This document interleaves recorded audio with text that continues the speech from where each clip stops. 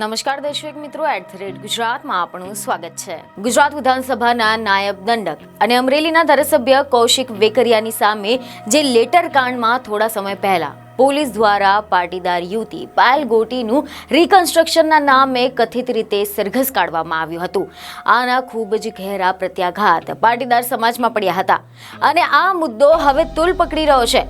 આ વિવાદમાં હવે ભાજપના નેતા પુરુષોત્તમ રૂપાલાએ પણ ઝંપલાવ્યું છે।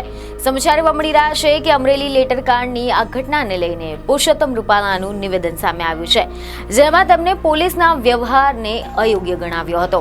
જી હા, હવે જો આપણે આના વિશે ડિટેલમાં વાત કરીએ તો સમાચાર એવા મળી રહ્યા છે કે લેટર કાંડ અંગે પુરુષોત્તમ રૂપાલાએ જણાવ્યું છે કે મેં પહેલા પણ કહ્યું છે અને આજે પણ તમારા માધ્યમથી સ્પષ્ટપણે કહું છું કે આમાં પોલીસે ઉતાવળ કરી છે।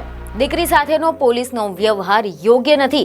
આખા પ્રકરણને બે દ્રષ્ટિએ જોવાની આવશ્યકતા હતી, પરંતુ તેને એક તરફ લઈ જવાનો પ્રયાસ કર્યો છે, જે યોગ્ય નથી। નનામી પત્રિકાનો જે મુદ્દો હતો તેને બહુ જ મોટો રોગ ચાલી રહ્યો છે। આ તપાસમાંથી જે પ્રશ્ન ઉભો થાય છે તે મુખ્ય પ્રશ્ન બનાવવાનું કોંગ્રેસનું આયોજન એ આપણી સમજની બહાર છે। પોલીસ અધિકારીઓએ આ અંગે યોગ્ય કમિટી નીમી છે અને તેમાં મને શ્રદ્ધા છે કે યોગ્ય કામગીરી હાથ ધરવામાં આવશે। તો બીજી તરફ ખબરો એવી મળી રહી છે કે કોંગ્રેસે આ મુદ્દે મકર સંક્રાંતિ પછી રાજ્યવ્યાપી આંદોલનની તૈયારીઓ પણ કરી હોવાની વાત વહેતી થઈ છે।